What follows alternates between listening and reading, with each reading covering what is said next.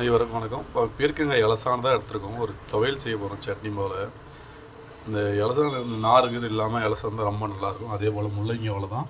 இது ரொம்ப இலசான் தான் எடுத்து ரொம்ப நல்லது. ரெண்டையும் க்ளீனாக கழுவி கட் பண்ணி வச்சுருக்கோம். இது தேவையான பொருள் ஒரு துவையல் சட்னி போல் செய்ய போகிறோம். ஓகேங்களா? இது நம்ம செஞ்சு வச்சோம்னா ஒரு வாரத்தை கூட போடு ரைஸுக்கு தோசை இட்லிக்கு எல்லாத்தையும் சாப்பிடலாம். ரொம்ப நல்லாயிருக்கும், டேஸ்ட்டாகவும் இருக்கும். சின்ன வெங்காயம் தான் போடுவோம். இல்லாத சின்ன வெங்காயம் இல்லாதாலும் பெரிய வெங்காயம் 3 கட் பண்ணி வச்சுருக்கோம். இஞ்சி பூண்டு தேவையான அளவு, பச்சை மிளகாய், கொத்தமல்லி, கருவேப்பிலை, அடுத்து புதினா கொஞ்சம் எடுத்துக்கிறோம். தாளிக்கு இது பார்த்திங்கன்னா வடகம் தான் சேர்க்க போகிறோம். இவ்வளோ தாங்க. இதெல்லாம் இது புளி நல்லா ஊற வச்சு வச்சுருக்கோம். உப்பு நம்ம தேவையான உப்பு போட்டுக்கலாம். இதை க்ளீனாக எண்ணெய் இப்போ தான் கீரை கடைஞ்சோம். அந்த பாத்திரத்துலேயே எண்ணெய் ஊற்றிருக்கோம். எண்ணெய் சூடாகணுன்னு இதெல்லாம் போட்டு நான் க்ளீனாக வாதிக்கிட்டு சூப்பராக குழப்பாக அரைச்சி சூப்பரான ஒரு துவையல் சட்னி செய்ய போகிறோம். ஓகேங்களா? இந்த பீக்கங்காய் தனியாக கூட செய்யலாம், நல்லாயிருக்கும். ரெண்டையும் ஒன்றா முள்ளங்கியும் சேர்த்து கூட ஒன்றா போடலாம். உங்களுக்கு எப்படி விருப்பமோ அது போல் செய்யலாம். ஆனால் டேஸ்ட் வேறு லெவல், மருத்துவமும் அதிகமாக இருக்குது. ரொம்ப நல்லது. ஓகேங்களா?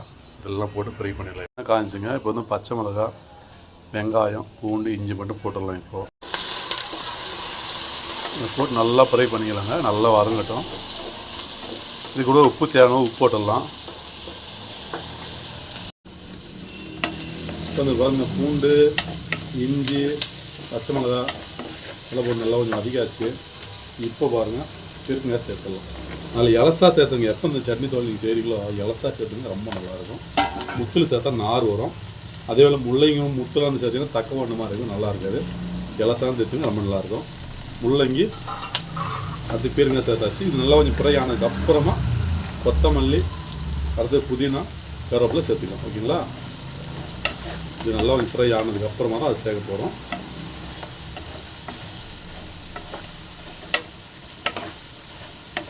நல்லா களி கொடுங்க. நல்லா ஃப்ரை நல்லா வதங்கட்டும்.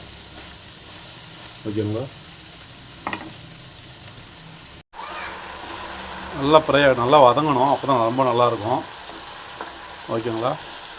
இன்னும் கொஞ்சம் நல்லா வதந்ததுக்கப்புறமா புதினா, கொத்தமல்லி போட்டுடலாம். கருவேப்பிலை போட்டிருக்கோம். புதினா கொத்தமல்லி போட்டுடலாம். ஓகேங்களா? இப்போ கொத்தமல்லி, புதினா போடாச்சுங்க. இதையும் போட்டு நல்லா ஃப்ரை பண்ணிக்கலாம். நல்லா களி கொடுங்க. நல்லா வதங்கட்டும்.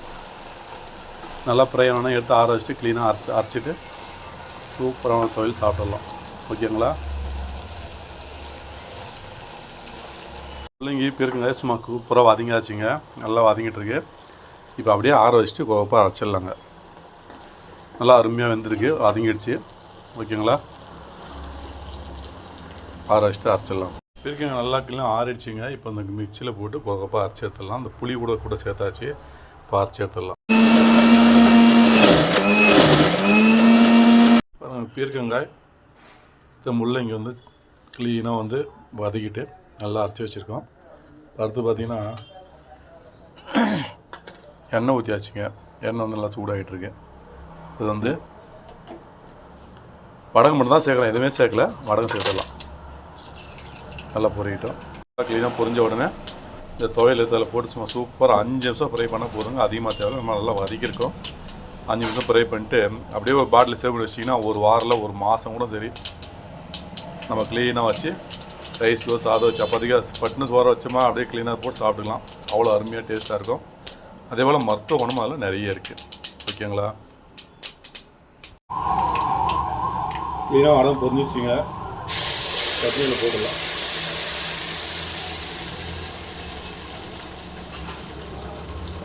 ஓகே, சூப்பரான டேஸ்ட்டில் அருமையாக செஞ்சுருக்கோம். நல்லா கலக்கி விட்டுலாங்க. உப்பு, காரம், புளிப்பு எல்லாம் கரெக்டாக தான் போட்டுருவோம். இருந்தாலும் லாஸ்ட்டில் ஒரு முறை நம்ம செக் பண்ணிட்டு உப்பு, காரம், புளிப்பு எல்லாம் கரெக்டாக செக் பண்ணிட்டு ஒரு 5 to 10 நிமிஷம் ஃப்ரை ஆகிடுங்க, போதும்.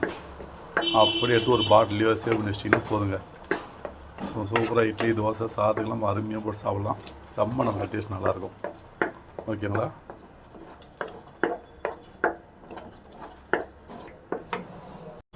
அவ்வளோதாங்க. 10 நிமிஷம் ஆயிடுச்சு.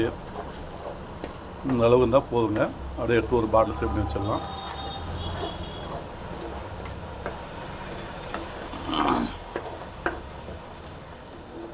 உப்பு காரம் டேஸ்ட்லாம் எப்படி பார்த்துலாங்க. எப்பவுமே இந்த முள்ளங்கி ஆகட்டும் அந்த பீர்க்கங்காய் ஆகட்டும் துவையல் செஞ்சோம்னா டேஸ்ட் வந்து ரொம்ப நல்லா தான் இருக்கும். ஓகேங்களா? டேஸ்ட்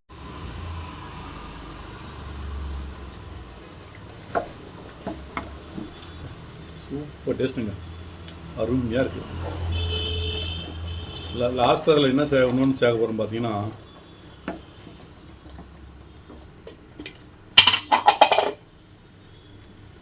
வேர்க்கடலை நல்லா வறுத்துட்டு தோல் நீக்கிட்டு அதுக்கப்புறம் அது கூட வந்து கொஞ்சம் காஞ்ச மிளகாய் போட்டு நல்லா வறுத்து அரைச்சி வச்சுக்கணும். லாஸ்ட்டில் வந்து சேர்க்க போகிறோம்.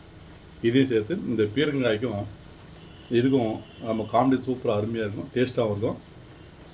இதை இதில் சேர்த்துடலாம். வேர்க்கடலை காஞ்ச மிளகாய் தாங்க, இது நல்லா வறுத்து நல்லா பண்ணியிருக்கோம். இதை வந்து இதில் போட்டுடலாம். அதை போட்டு வந்து நல்லா கலந்து விட்டுருங்க. இது போட்டினாலே இன்னும் டேஸ்ட் வேறு மாதிரி லெவலாக இருக்கும், நல்லா இருக்கும், டேஸ்ட் அருமையாக இருக்கும். இவ்வளோ தாங்க. நீங்களும் வீட்டில் முள்ளங்கி இருந்தால் பீர்க்கங்காய் இருந்தால் தனித்தனியாக கூட செய்வீங்க, இல்லை இதே போல் ஒன்றா கூட செய்வீங்க. சேர்ந்து சாப்பிடுவாங்க. டேஸ்ட் வந்து ரொம்ப நல்லாயிருக்கும். மருத்துவமும் நமக்கு தேவையான சத்துக்கள் அத்தனையுமே இதில் இருக்குது. ஓகே காய்ஸ், வீடியோ பிடிச்சா லைக் பண்ணுங்கள், ஷேர் பண்ணுங்கள், சப்ஸ்கிரைப் பண்ணுங்கள், பெல் பட்டன் மீண்டும் அடுத்த ஒரு நல்ல வந்து சந்திக்கிறேன். நன்றி, அனைவரும் வணக்கம். எல்லோரும் வீடியோ பாருங்கள். போகிற வீடியோ ஓடவே மாட்டேங்குது, என்னன்னு தெரியல. ஓகேங்களா? ஓகே காய்ஸ், இந்த வேர்க்கடலை போடுறதோட டேஸ்ட் பார்த்துடலாம். சூப்பராக இருங்க. இவ்வளோ டேஸ்ட்டாக இவ்வளோ நல்லா நான் நினச்சே பார்க்கல. ஓகே காய்ஸ், இதே செஞ்சு பார்த்து கண்டிப்பாக மறக்காமல் கமெண்ட் பண்ணுங்கள் எப்படி. ஓகே.